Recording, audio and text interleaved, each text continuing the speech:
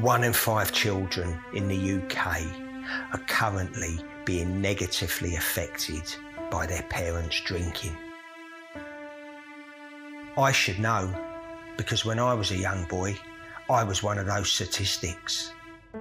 Today, there are approximately 2.6 million children in the UK who have a problem with alcohol.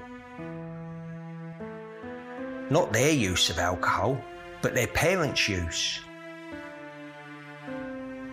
In this documentary, I am going to reveal a world that a lot of people have no idea about. Come and join me on my journey as I search for answers to try and understand this big problem and ask why no one is talking about this hidden harm to the most vulnerable people in our society, the blameless children.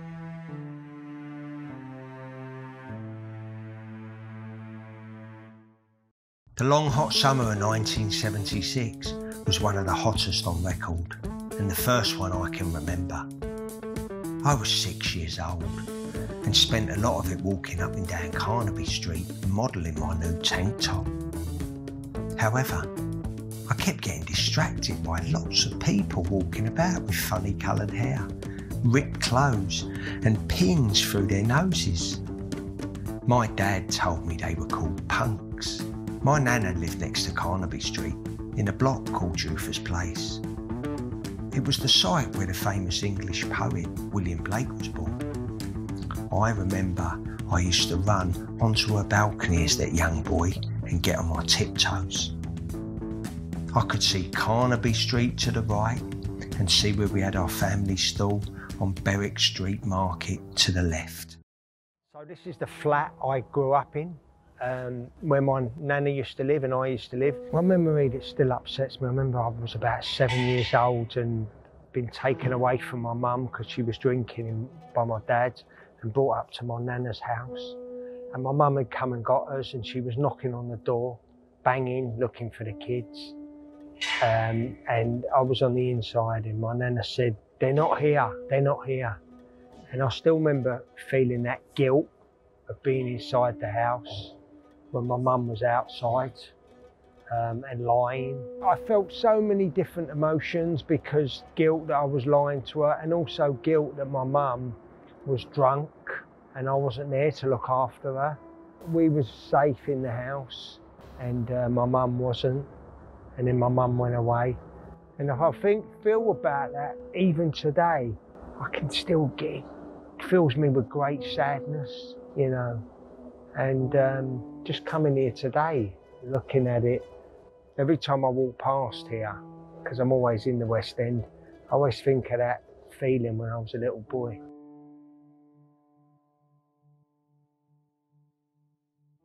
So this is where we had our stall, the family stall, for years and years and years. As an 8-year-old, just to stand on the end, "Gather round, ladies and gentlemen, gather round, ladies, have I got some bargains for you? All proceeds go to charity, and she's my wife at home." It's funny how you remember things as a little boy and what you had to do to make a living. This market, it just holds so many memories for me as that little boy. I used to love it. Could talk to anyone.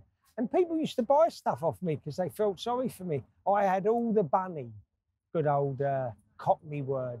Had plenty of bunny, plenty of that. As a little boy, screaming and selling my wares. I remember one Easter, we were selling Easter eggs.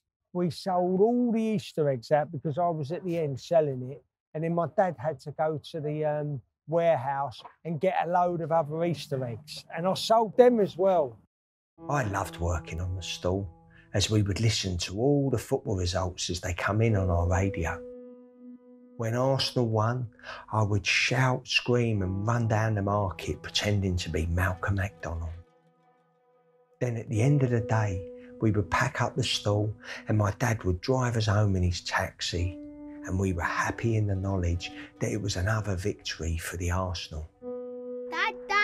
Dad, we're in the semi-finals of the FA Cup. If we win, we'll go to the finals and play at Wembley. Can you just be quiet for once, please, son? I don't think it was anything I said. I just think he was worried whether Mum was going to be drunk again. I'm now on my way to Scotland to visit the village where my mum came from.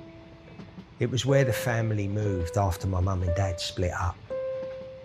Going up to Scotland to visit the family home is important for me to visit because it's the place where I was that little boy, where there was a lot of harm done to me because of living with alcoholism. It's the place where I feel as if I need to get some healing.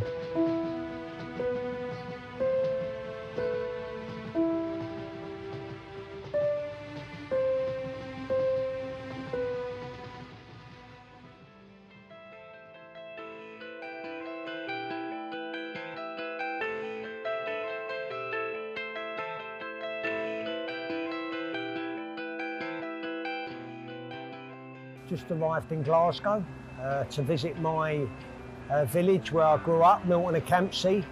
It's always great coming up to Glasgow. Feel a little bit apprehensive, I must say, because I'm going to my village and you know, visiting my family home and going to see my mum's grave and that. So yeah, feel a little bit nervous, but you know, excited as well.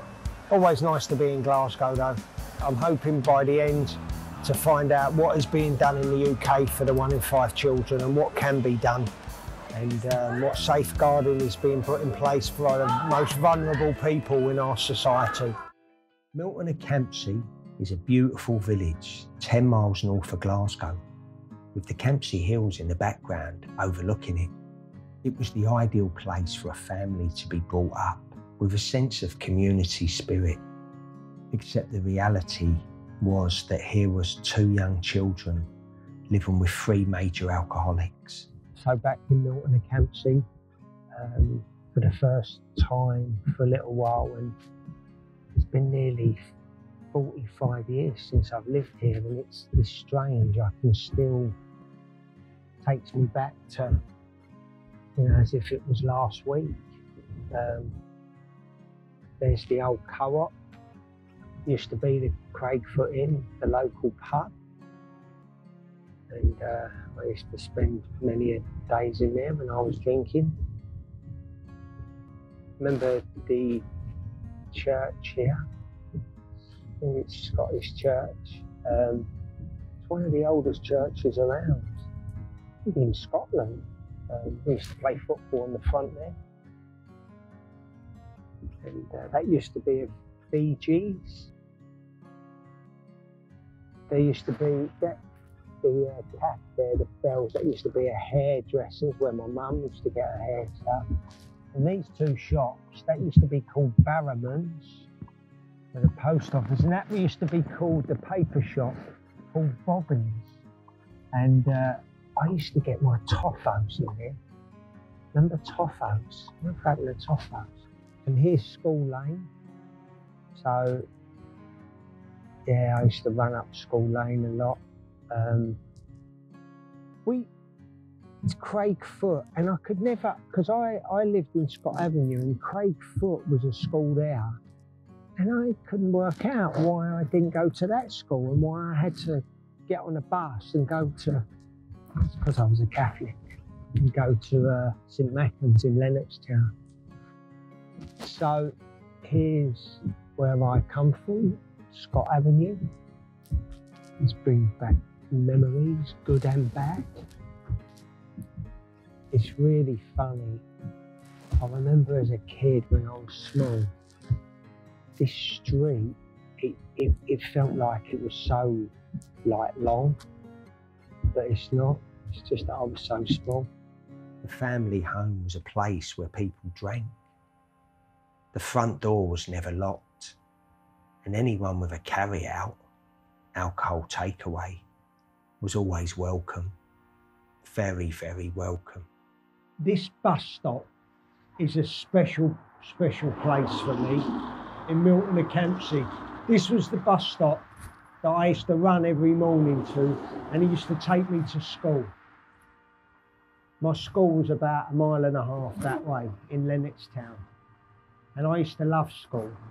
I didn't have to think about what was going on in my house, because school was a place where I felt part of something. It was a place where I could escape.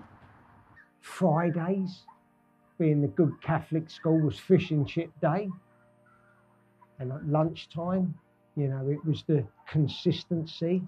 Looking back, this bus stop turned me from an adult into a child. In school, I was a child. You know, I was a free child. But when I was at home, I was the adult. You know, I was looking after the money.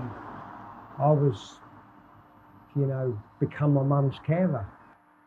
You know, and it was almost like the bus journey turns me, you know, from the adult to the child. The bus journey home would be a different matter as my worries increased as we got closer to home. As soon as we arrived back in Milton, I used to jump off the bus, run up School Lane towards my house in the hope that if I got to my mum quick enough, I could stop her drinking. It never worked, and I always felt that I had failed as that little boy. When I was at home, I felt that the whole village knew my mum was drinking. You know, I knew that the whole village knew my mum had a drink problem. Everywhere else, especially if I was, you know, with my mum, you know, I felt as if everyone knew. I felt as if the whole world knew my mum had a drink problem, and I felt the shame with that. But when I went to school, I didn't have them feelings of shame. You know, I felt normal. I felt like a normal little boy who was, you know, just like anyone else. Driving around Milton Campsie today really brings up emotions in me. As I passed my family home, I stopped and looked, and memories came flooding back from my childhood. Kirkintilloch, known as Kirky to the locals, is a town next to Milton Campsie. When I was a young boy, if my mum was drunk and there was no food in the house, I would try and scramble 10 pence together and walk the 2 miles to the best fish and chip shop around, Galoni's, to get a bag of chips. It was a magical memory from my childhood, and I can still taste those chips today. I am happy to report that nearly 45 years later, Galoni's is still here in the same spot, serving the best fish and chips in town. Just across the road from Galoni's is a charity called Scottish Families Affected by Alcohol and Drugs. They do amazing work throughout Scotland, offering support for anyone who is affected by another's drug and/or alcohol misuse. I am going to visit their young people service called Roots. I work for Scottish Families Affected by Alcohol and Drugs, and I'm the programme manager for Roots, which is our young persons project for young people aged 12 to 26 who've got someone that they love affected by alcohol or drugs. Usually it's a parent. The name Roots, it's spelled R-O-U-T-E-S, and it comes from the young people decided on the name because they felt it was important that the roots that you come from shouldn't define the route that you take in life. The whole project is co-developed by young people, so even the name, was decided by them, and everything that we do is decided by them. So it's nice for the young people to have a voice. The young people really wanted to have a chance to have a bit of respite from home life. So what we do is we do one-to-one support, so we can go into schools. A lot of them don't go to school full time, but we provide one-to-one support and group support, which is probably the most important, so they know they're not alone. A lot of young people feel like they're the only person going through something like this. It's because of the stigma and judgment, it's usually kept secret, and so to know that there's lots of other young people going through this is really nice, and they can spend time together doing something fun. So we'll go-karting or hill walking, millions of different things that we do that they all decide that they do.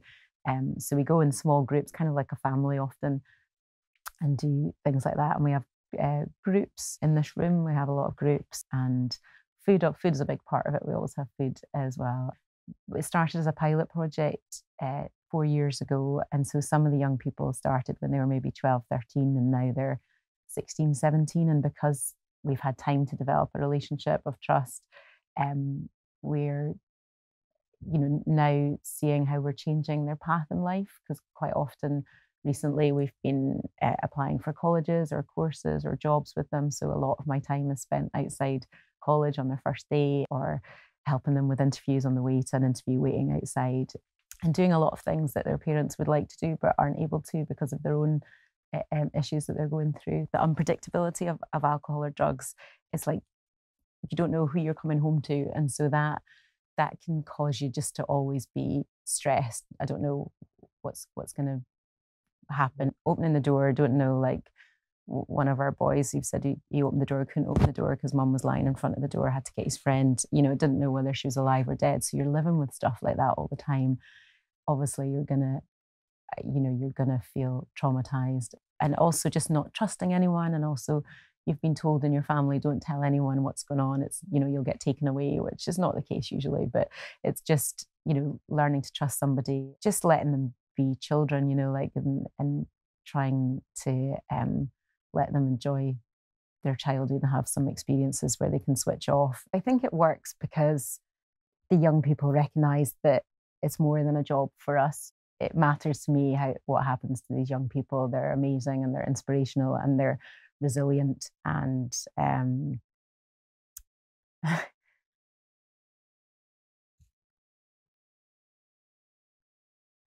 sorry.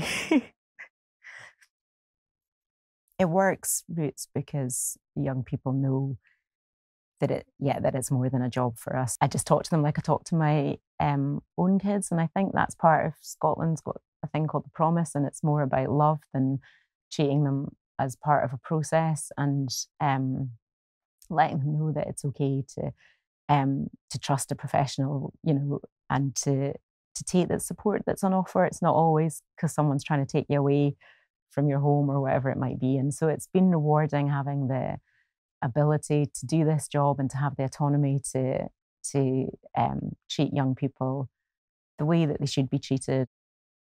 I kind of hope that they will look back, like one of my young people that was in the car, and she said, I'll look back on my childhood and I'll think it's pretty crap apart from the time I had at Roots. And it's just really rewarding, and it's kind of lovely being able to change the path. As a youth worker, that's all you want. You want to change the path of young people. Thanks, Louise, for coming and seeing me today. It's really interesting because your family are all from Lennoxtown, like where I went to school. I just wanted to start. I mean, I never spoke to anyone about my parents, my mum's drinking till I was 33. Where did you find the bravery to come into so young to the Roots service? I can't remember when I came into the Roots service. I can't remember much of when I was younger. See, before I came to Roots, it was like not much going on in my life other than the bad stuff, you know what I mean? So that's the stuff I don't really remember. I can only remember the really good parts and the really traumatic parts. Everything in between, it's fuzz. Can you remember how you felt at that time when you was living with that sort of... Terrified. Absolutely terrified. Not just with my mum's addiction, but there was a lot of domestic violence going on in the house. So either way, I was really scared that my mum would die, whether it be through addiction or through my stepdad. And I had a little brother at the time. He's 7 years younger than me. So from the age of 9, I was kind of raising him, because my parents in my household weren't the best at that time, and they couldn't really be their best at that time. So I was terrified for me, but I was more terrified for him, because I didn't want him to see the stuff I had seen. So I've always been kind of that protective way. If there was another young person who came into Roots, what advice would you give them coming in? I'd say talking about it is a really powerful way to deal with something, because for me to figure out how I'm feeling, I need to speak about something, because once I start speaking, I just don't stop. when you come in, you don't expect to have them for so long. Like, I've always had like counsellors, social workers, and they've only lasted a specific amount of time, and you've got them for that specific amount of time, but you don't know that at the start, and you open up and then they leave. So that's what I was expecting to happen. Also, I wasn't expecting them to keep everything so confidential. I thought it would all go back to my mum or whatever I said, or you know what I mean. So it was really difficult at first to open up, but see, when you come from a situation like I did growing up, see if someone wants to listen, you want to talk, you know what I mean? So after like a few weeks, I just started to get used to them and I just started to open up, and it was just, I really needed that, someone to talk to, because I just didn't have that anywhere else. I love all the Roots people, all the workers. If I didn't want to tell somebody they were my workers, I'd be like, oh, that's my auntie. You know what I mean? That's how the relationship is. It's like such a family, and it's just, sometimes we'll just say things to each other and we'll just have such a laugh, and it's just, that's kind of what you need. What would you say to her, the younger Louise? It gets better. Just keep doing what you're doing, because at some point everything's gonna get better, and it might feel like it's getting worse at times, but my life's always been like a roller coaster. So if you're going down, you're gonna go back up in a minute. You just need to give it time. There's nothing I would have done differently, because it wasn't my fault, and I know that now. But me then didn't know that, so I would definitely tell her that it wasn't my fault and not to blame myself, because that's what a child of addiction does. So you just blame yourself, and there's nothing you could have done. If someone wants to get sober, they'll get sober. If they don't want to get sober, then they're not going to, and you can't force somebody into sobriety. And I've learned that now. Interviewing Louise was so emotional. What a wonderful young girl. The thing that was so remarkable about Louise was the insight she had. I think that's down to a lot of the work she does with Roots. To see Claire talking about the young people like they were her own children was beautiful. It was so refreshing to see Claire so emotional about her job. When I wrote my book, Alcohol Stole My Mum, feelings were woken from deep inside me. Feelings from my childhood that I had forgotten about. Feelings from a long, long time ago. They were feelings of love. The love I had for my mum when I was that little boy. I absolutely adored her, and all I ever wanted for her was to stop drinking. As I was standing here in 2007, watching my mum being lowered into the ground, a thought came into my head. Well, at least she is at peace now, and no one can hurt her anymore.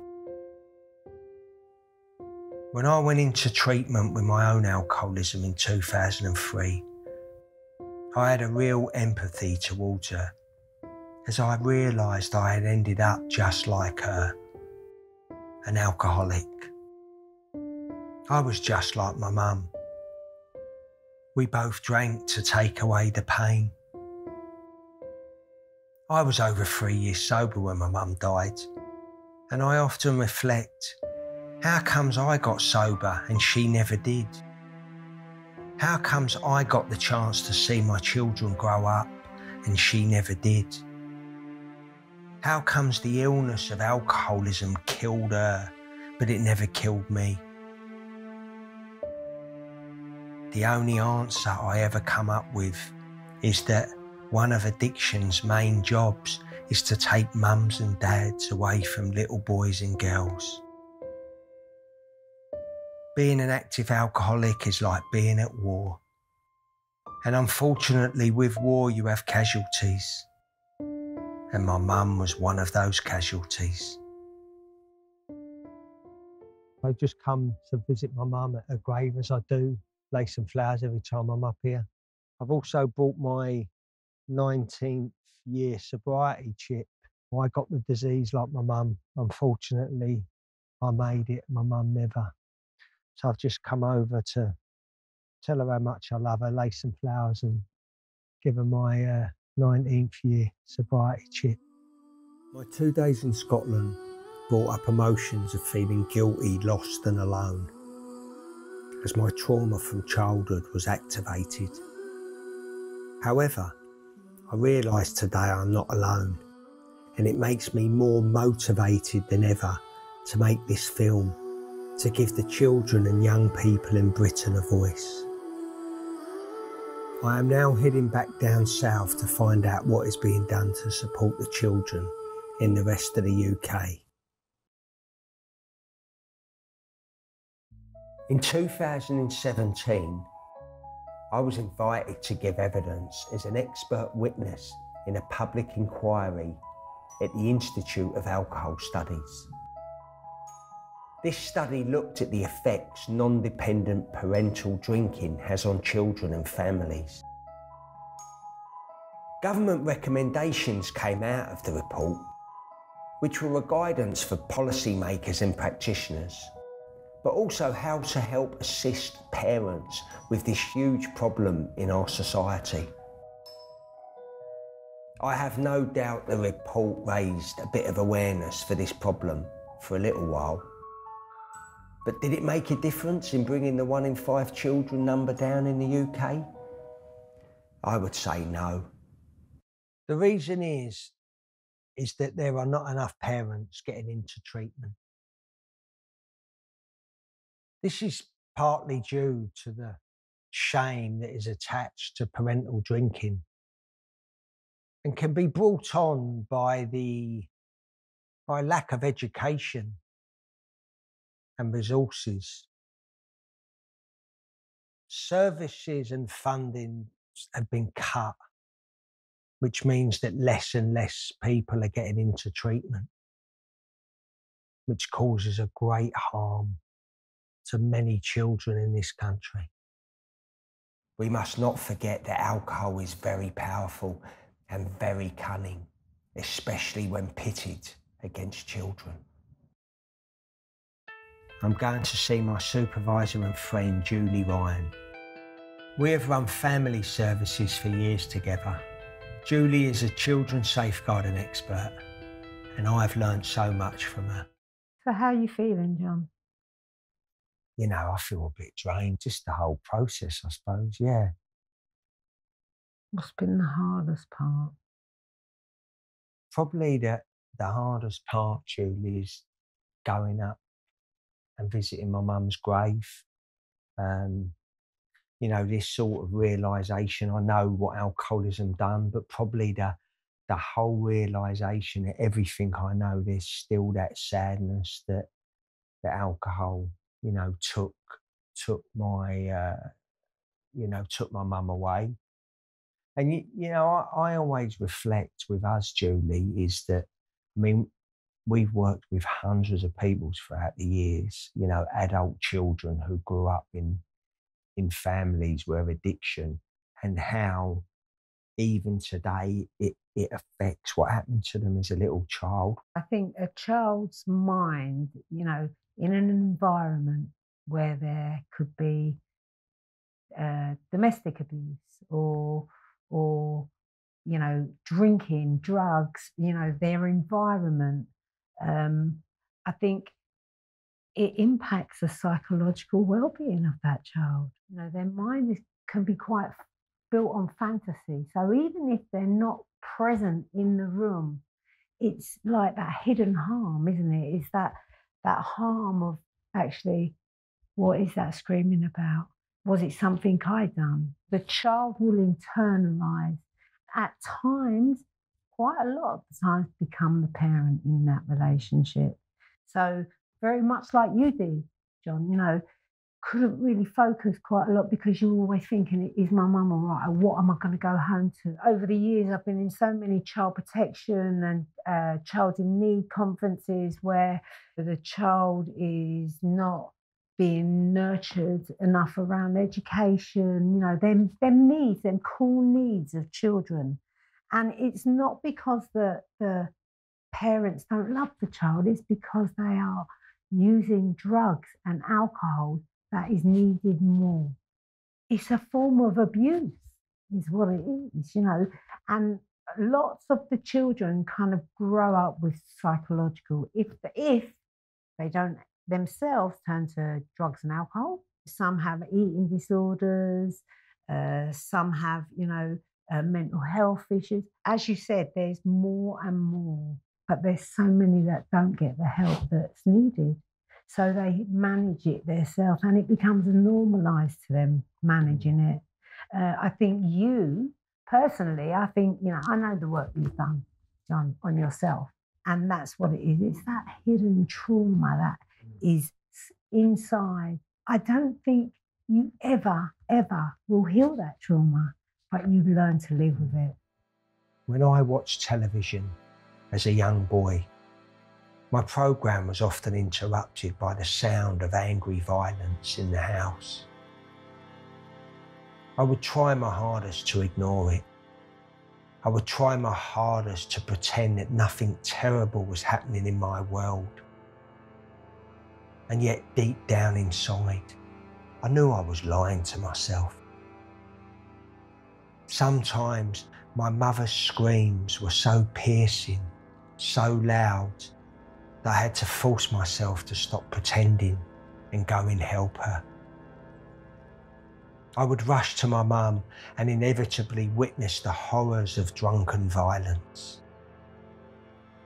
My childhood is full of such disturbing memories, and if I allow them to, they will plague me for the rest of my life. It was only in later life, when I started to talk about my childhood, that I realised that none of this was my fault, that I had been absolutely powerless to stop it. The thing that saddens me more than anything is that 1 in 7 children under 18 live with domestic abuse in the UK each year. We know that the risk of domestic violence increases 6-fold in the home when alcohol is taken. I wonder how many children in the UK are being traumatised today, like I was in their own home, by the two-pronged attack of alcoholism and domestic violence. Statistics would show hundreds of thousands. The question is, as a society, what are we going to do about it? I think language within services, within not just drugs and alcohol service, you know, children and family services, family centres, all professional schools. When you say to an individual that actually what you're actually doing is child abuse, makes it really difficult for someone to kind of, because they get angry, they get confrontational, because they're not at a place to kind of really look at their responsibility as a parent. Parenting is really tough. You know, I know that as a mother. I know that. Yeah, absolutely. So when we're working with parents, I think we've become very conscious of our language.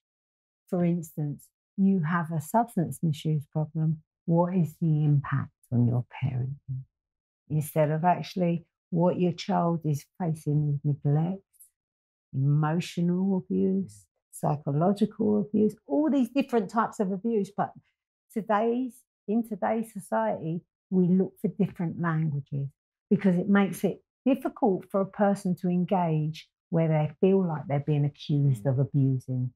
I'm sure your mum, you know, and your dad, that wasn't their thing. They didn't intend to abuse you, but they, you know, behaviours and, you know, things got them into a corner where your mum was self-medicating. And I suppose we don't want the children to feel shame as well. Absolutely. And that is hereditary, that shame. That shame goes generational. It goes from granddad to mum and dad to child.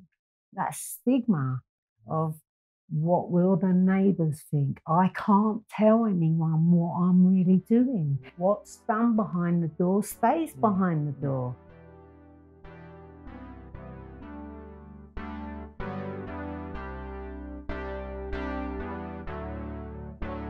After it was deemed that my mum could not look after her children anymore, my dad came and got us, and we moved into a lovely new block of flats, Oddham's Walk in Covent Garden.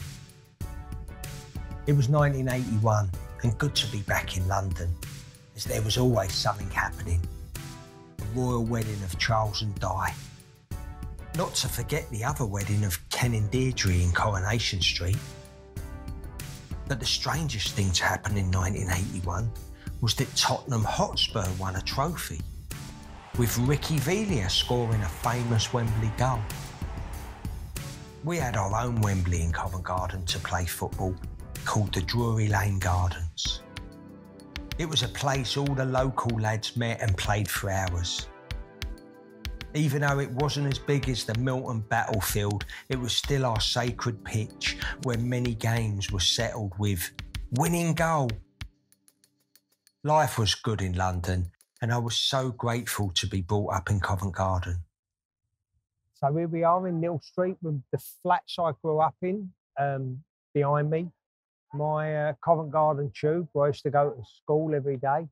And my bedroom used to overlook Neal Street. This was the place we moved into when I got taken off from my mum. Safe place. Me, my dad and my little sister used to live in. The only time it was unsafe once when my mum come down to visit and was drinking. And I remember thinking, because my mum lived in Scotland, and I remember thinking everyone in London was going to find out my mum was an alcoholic. And it was just, you know, such a hard time. It was such a hard time.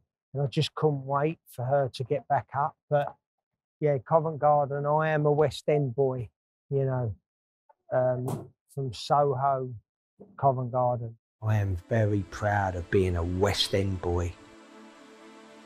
However, as that young boy, I always had a feeling there was something seriously wrong with me. A feeling I had dirty secrets buried deep inside me, and that the whole world would find out about me and expose who I really am. Probably where my imposter syndrome today comes from, as it's a label that means you are going to get found out. If anyone does find out who I really am today, please let me know, because to tell you the truth, I haven't got a clue. NACOA is the National Association of Children of Alcoholics, and are a charity that were founded in 1990 as support for children who are affected by parental drinking. I am going to NACOA's main office in Bristol to meet the CEO and one of its co-founders, Hilary Enriquez. The figure of 2.6 million children equates to approximately 1 in 5, comes from Manning et al. Paper, a National Psychiatric Morbidity Survey, and is an estimate of the number of children living with a parent who drinks hazardously. This was determined by scores of adults on the alcohol use disorder identification test, and the authors then estimating the numbers who would have children. So, I mean, this wasn't us. This wasn't our survey. Yeah, and the thing is, I mean, that's 2009. We know that the first year of lockdown, 20 alcoholic deaths went up by 20%. How many of them 20% were parents? Exactly. You know. And what we were sort of, it was sort of interesting, wasn't it? Because key workers' children were still able to go to school, weren't they? But what they found was only 20% of those were going to school, and the term 20% kept coming up.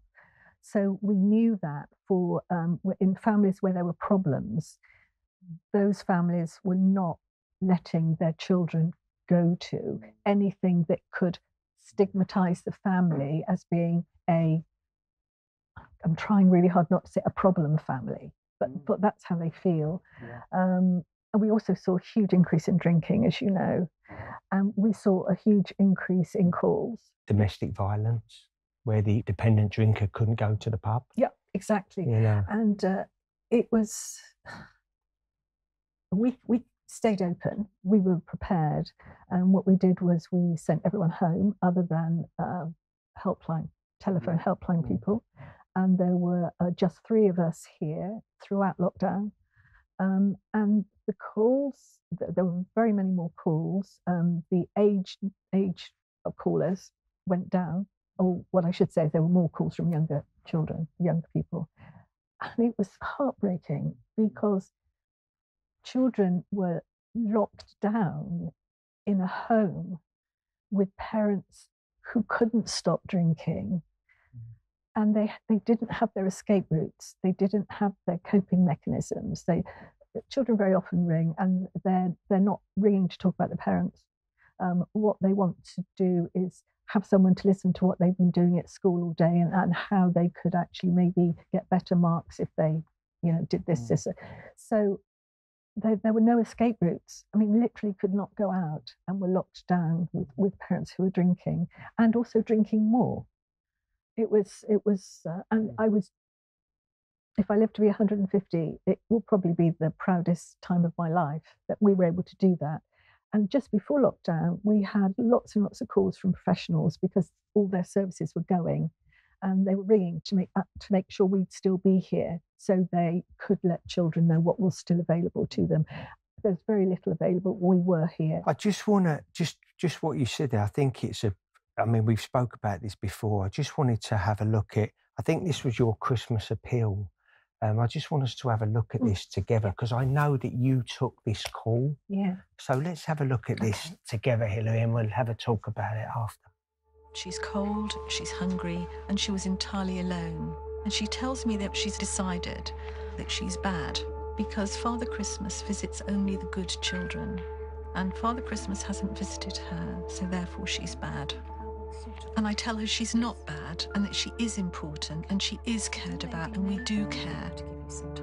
But she was crying because she'd drawn a picture of her imaginary friend, the dog Bruce. And she had suddenly become frightened that if her parents found it, they might rip it up. So we talked about what we could do, and we decide to make Bruce safe.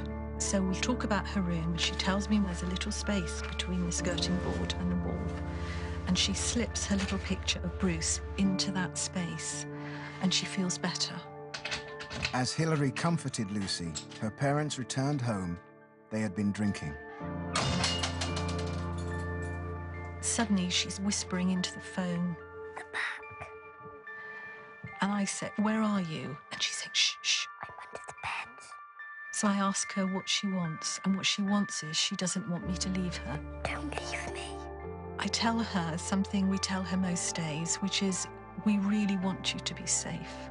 Will you think about giving us your name and your address? I'll think about it. And her breathing subsides a little, and you could just feel her getting a little bit more calm. Now, Hilary, I think you put that out as your Christmas appeal. I actually cried when I saw that, because I forgot that when my mum and dad were fighting because my mum was drunk, I forgot I used to hide under the beds. Now, I know you took that call because we spoke about it. Can you remember what that was like? I can remember the call and remember her. Interestingly, somewhere they played that film before I was going to speak, and I was crying throughout the film. And so you never forget that sort of story ever. And it's interesting how things like getting under the bed are so common when children are trying desperately to get away from the chaos going on at home. And this little girl that day, her instinct was to hide. I remember clearly thinking at one point, oh my gosh, I'm under the bed with this child. And then thought, if my emotions were really high, which they were, imagine what it was like for her. And so I guess what that call shows is actually how simple the work can be. It's just about being there with them when they want us or need us, and being here, even if the phone doesn't ring, we're here. Because there's a lot of talk about providing services. There's a lot of talk, and there was, lots and lots of talk about children of alcohol-dependent parents over the last few years. But there were too many people talking about it and too few people listening to the children and giving them the opportunity to find some help. One of the main things that attracted me to Nakura's work was its helpline where children can phone up for support. I always wonder if that was available for me when I was a young boy, what would have happened? So last year we had more than 30,000 calls to the helpline, and this has got more and more each year. We got about 4,500 calls from children, and about a third of our helpline calls are made up by young people as well. Even though the number of children is lower, we get a lot of requests or for guidance and support from professionals such as support workers and teachers, and they're calling up about how to help a young person. We also get emails as well. We have a message board as well as a one-to-one chat function, so they can talk to us instantly.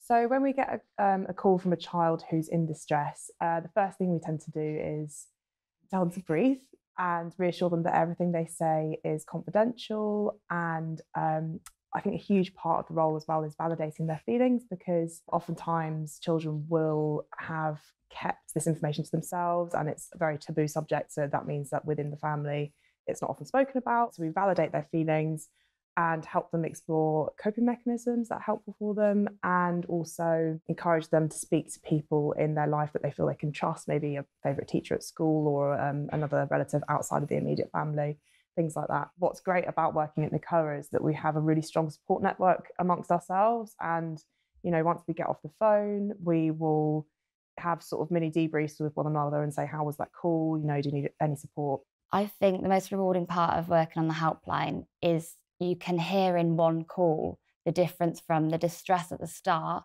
to the calmness and I think I know what I'm going to do after I get off this call. What can I do for myself? And just you see them kind of grow in confidence from that person who was in distress, not knowing what to do and who to talk to, and maybe never spoke to anybody ever, to being somebody that's calm and maybe has some more kind of ways of coping mechanisms, thinking about who they can talk to that they trust, and just going on that journey with them.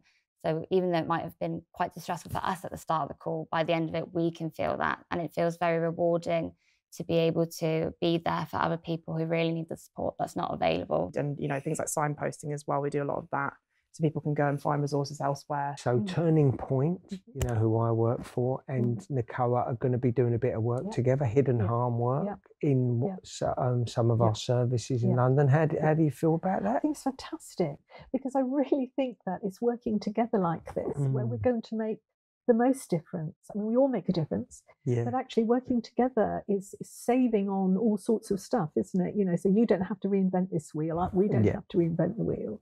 And I think that, dare I say it, when there is a formula, I hate talking about formulas with people, but where there's a formula that works, then let's all share it. Let's all work together, because there are too many children out there right now, as we're sitting here, out there really suffering, and they're suffering alone and in fear, and that is a social injustice.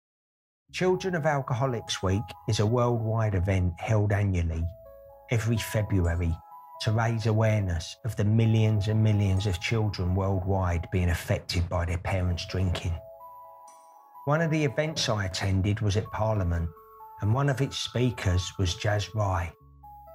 Jazz is quite simply one of the most prominent voices in this country on addiction and recovery.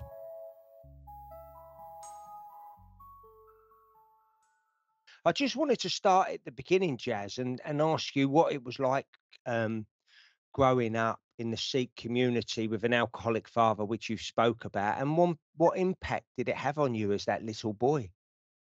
I think with the Sikh community, everything was, we try to keep everything a secret. It's a public illness, and we try to keep it a secret. My dad was no different. We tried to always cover up for him. I think we as a family accommodated his behaviours, but also without realising we was enabling him. It was quite tough, really. Not talking to anyone. Going to school. Sometimes having a difficult evening, a difficult night, but then not being able to share that with anyone, not being able to talk to friends, and just putting this mask on, even then, pretending everything's fine, when it wasn't. So it was, looking back, it was difficult, but at the time you just got on with it. In the Sikh community, back home in the Punjab, where predominantly all the Sikhs are from, it's very agricultural. The work is there, all agriculture, pretty much dominated by agriculture work. So one of the ways of a lot of the Punjabi Sikh men unwind is through drink in the evenings, and that's what they'll do. And that hard work, that ethic of hard work, came over when the Punjabis, the Sikhs, migrated to England. They worked hard in the foundries, up to 16 hours a day. Some guys, I know people in Derby that work 16 hours a day. So the way of unwinding was just drinking. So it is a massive problem, and the impact it has on the children's is people are looking at some of these elders in the community, and I did this. I looked at some of my peers. I thought, yeah, I want to drink. I want to have that enjoyment. I want to do those things. But on the flip side to it, some of the experiences I had as a child growing up with an alcoholic father and being a child of an alcoholic, are quite traumatic as well. And they surface later on in years. We know that 1 in 5 children in the UK, approximately 2.6 million, are being affected by their parents drinking. Why do you think that number is so high? I just think because people are drinking more today, and children are suffering more as well as a result of it. And I think a lot of children aren't reaching out because of some of the things we said right at the beginning. People just being taught to get on with it, don't talk about it. It's the family secret. People don't want to talk about it to anyone, don't want anyone to know because of the consequences it might have. And those children are suffering in silence, a lot of those children. But I think it's like you said as well just now, it's, when I first started doing Alcohol and Beyond on the Sikh channel, I used to say, alcoholism is a massive problem in our community. But when you look at it, it's across the board, isn't it? It's through every community. Doesn't matter where in the world you are, it's so readily available. You can go and get it. It's 24 hours a day now. So I think the problem's escalated, and it's accelerated as well. Working for 17 years in the field of addiction, especially with family and friends, I'm only so aware the stigma it has and how so many people are afraid to speak out within their communities. In England, approximately 80% of alcohol-dependent parents are not receiving treatment. Mark Dronfield is my old manager at Turning Point Drug and Alcohol Services. I wanted to ask him about the work that is being done at Turning Point to bring this shockingly high percentage down and get more parents the support they need. I'm Mark Dronfield. I work as a social worker for Turning Point, and I've had the pleasure of being John Taylor's manager for the last 12 years. I've worked with hundreds of mums and dads for Turning Point in that time. Turning Point is a national health and social care organisation that works with people of all ages with drug, alcohol, mental health and learning disabilities. It's drug-using parents as well, where we have the same difficulty. The outcomes for mums and dads who go into treatment and go into recovery are fantastic. The mums and dads that I've worked with over the last 25 years, there's countless stories of incredible outcomes. Actually, the data shows that mums and dads do better in treatment actually than people who aren't parents. And perhaps, I'm sure it is because of the love they have for their children and the incredible motivation that they have and that hope that they have for change. I think to get more mums and dads into treatment is, I think, been the core of what we've been trying to do over the last, with you and I together for the last 12 years, me for the last 25 years. I think it's probably no secret why mums and dads find it so hard to get into treatment. The shame and the stigma is there for all of us, parents or not. But for mums and dads, I do think that's such a difficult thing to reach out and ask for help. And I've come here today, the positive thing about talking about this new bit of work that Turning Point are doing with NACOA to improve these outcomes. Do you want to tell us a little bit about this bit of work that you're going to be doing? treatment works, recovery works. It's about reaching out to people, challenging that stigma. So through that relationship that we have with NACOA, we are working with them in our services on their community champion scheme. So how that works is that mums and dads, teachers, social workers, any of us in the area where we live, the village, the town where we live, the city, the local authority, we come together to acknowledge that this hidden problem shouldn't be hidden anymore, that the shame is in it being hidden, not in itself. And that if we can reach out to parents, get near them, have our services in the community, linking up through those champions with the mums and dads that we're not reaching, and make that journey into treatment and recovery easier, that is the way to bring more people into treatment.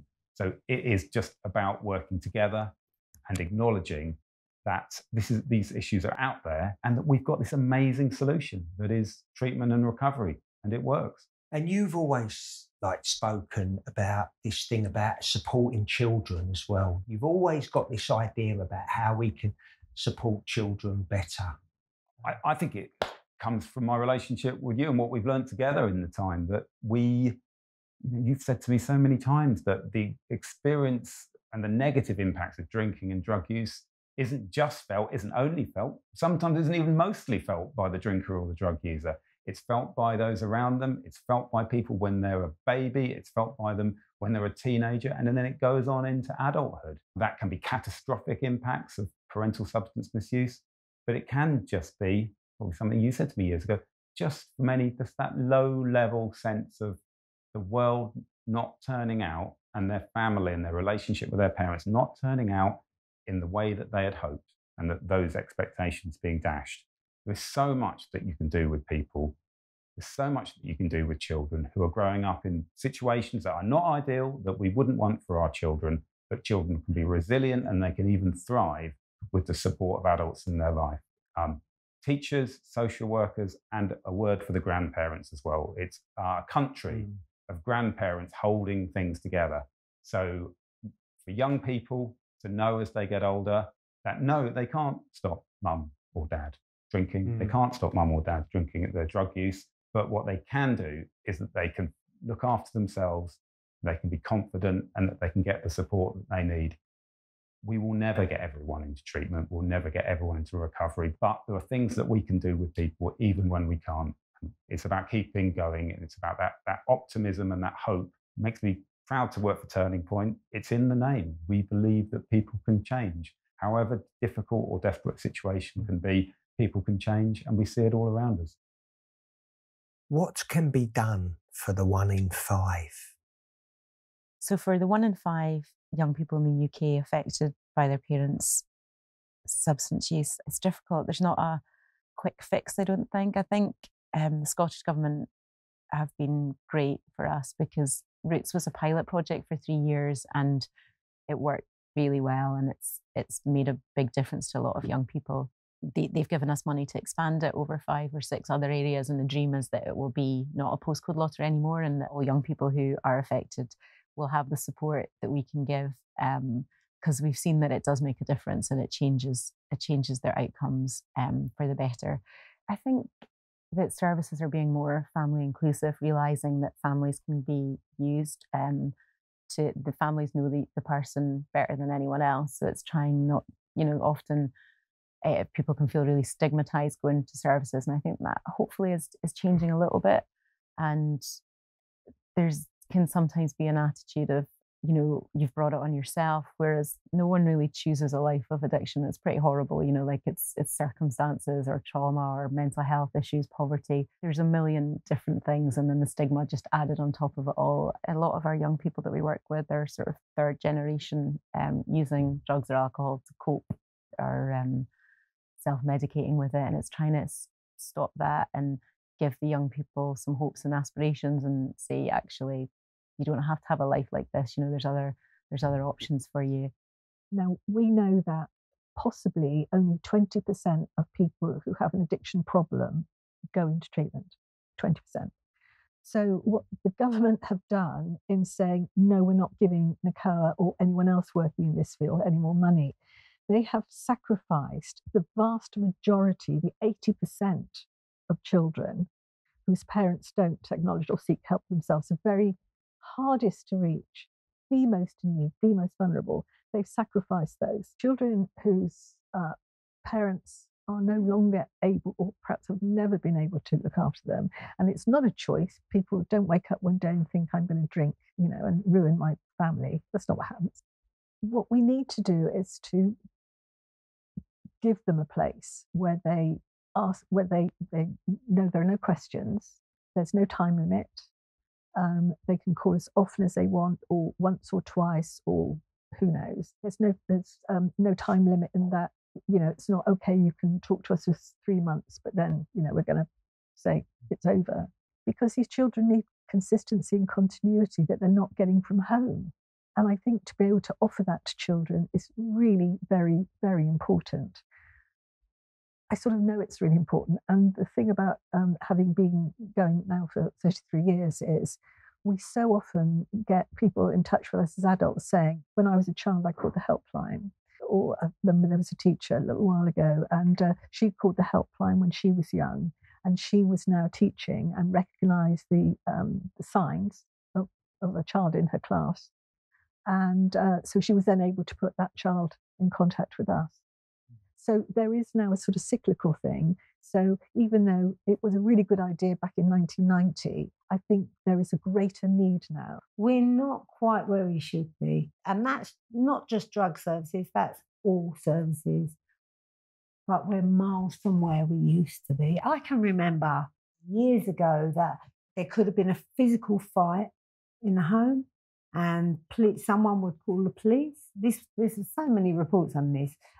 Someone would call, and the police would knock and say, domestic, not that actually you've got 5 children in that bedroom, and the impact that it may have on them. 1, on the relationships that they choose to get in.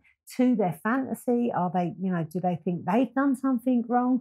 3, are they going to get beat? There's lots of different kind of reasoning as to what is going on for them individuals. But I think given legislations that come in, so there's been new legislation over the past 10 years. There's been lots of new legislations. The Carers Act, for one, gives carers the rights that they so need, and a lot of them carers are people, as you know, John, because you work with them, are impacted by loved one's substance misuse. And that's where the healing, the journey starts for them, where they start to unpack that trauma that they have. Like I said earlier on, I don't think you ever get rid of the trauma. You just learn to live with it. And it's okay to visit it, but it's, as long as you can function mentally and emotionally, you learn to live with it. As a substance misuse service, it's our job, our responsibility to advise and inform them. A lot of work goes around referral pathways, working in partnerships, home visits, providing safe storage and things like that are all harm minimisation. Equally, when you tell someone they have to do something, it becomes a little bit of a battle. So we're not about telling you have to do it.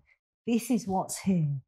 We can get you the right support. We can help you as a family and work in partnership. Many of the, highly reported deaths of children where there's been substance misuse or mental health, it's been the findings have been the lack of communication with services, and it's working from a coordinated response. So we don't only meet them children's needs, we meet the family as a whole's needs. That partnership working is crucial when you're working with a family that have children, to offer that child that hand that they always try to reach for. It's been an amazing experience to spend my life with so many people who've achieved abstinence, and so many families, and so many of my colleagues. A quarter of people who work here at Turning Point have themselves been on a recovery journey with their families as well. What do I hope for? I don't hope for some miracle. I hope for your statistic, the statistic about how many parents not in treatment to improve. It won't get to 0. For me, it's about that shame and that stigma. If we can normalise the fact that people have problems, parents have problems, they're not perfect, that you can talk about your problems, you can accept help, I can't say we can get rid of judgment and people worrying, I don't know, that their children will be taken away or whatever it might be. But we can chip away at that, and we can take advantage of the core fact of this, which is that parents love their children and that children need their parents. And if we can empower that relationship, then we will go a long way. And to be honest, I think at times there's a lot that we as a society can do to make parents feel more confident, feel less judged. And a lot of that is making sure they get the support that they need. We've got to work together. I've always said, if we're gonna get anywhere, we're gonna add value to our work, then we've got to work together. And I'm all for that. I'll support anyone. It's about the cause for me. And that's absolutely, my ethos is we've got to work together. We've got to put our egos aside. As addicts, we have to do that anyway, right? Yeah. But it's not about the Seek Recovery Network. It's not about Narcoa. It's about the cause. And unless we work together, we're not going to get very far. For me, that is most important. That's what's going to add value. That's what's going to give these kids hope. That's where we're going to increase the numbers, give confidence to these children to come forward and speak up. Because, another thing that is, and a lot of these kids, their parents are, if you take the alcohol or the substance away from their parents that they're addicted to, or anyone, these people, some of these people are the most beautiful people on the planet.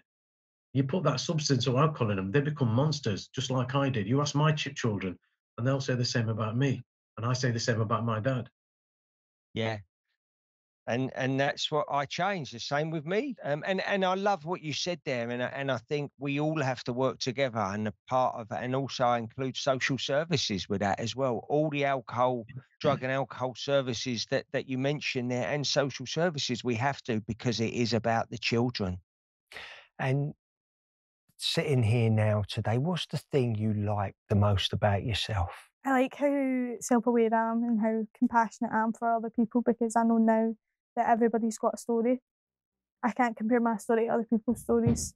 So every time someone is mean, someone's done something bad, I've always got a reason in my head for why they've done that.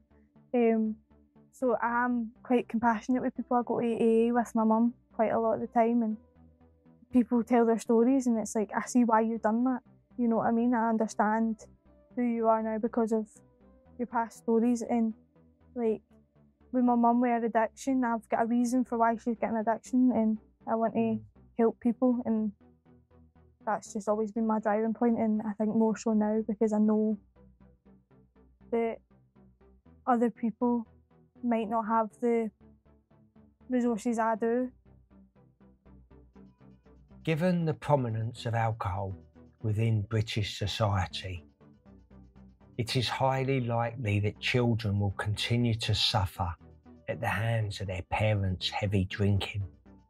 However, travelling around the UK and meeting committed professionals who work so passionately in the field has given me hope. I hope that children, unlike me, will be listened to and given a voice, along with love, support and understanding. Surely that is not too much to ask for.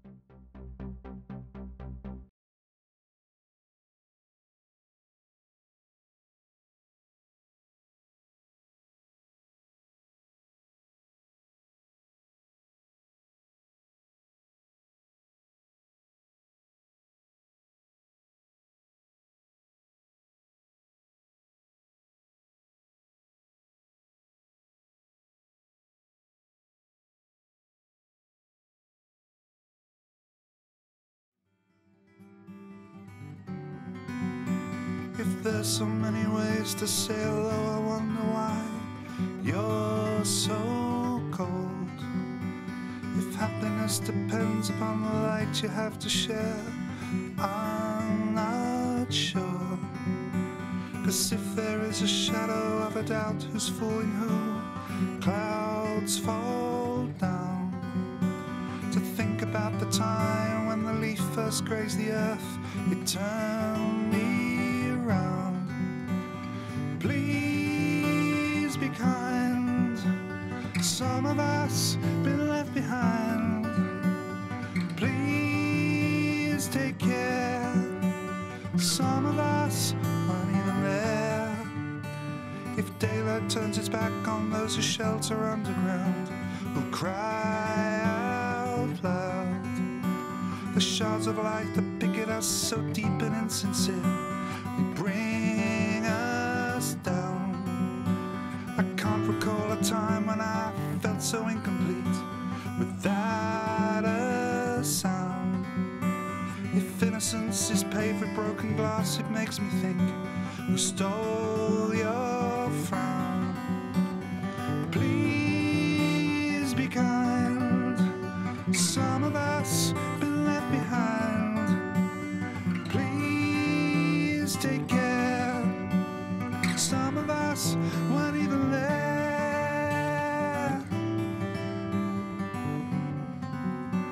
But I'm out of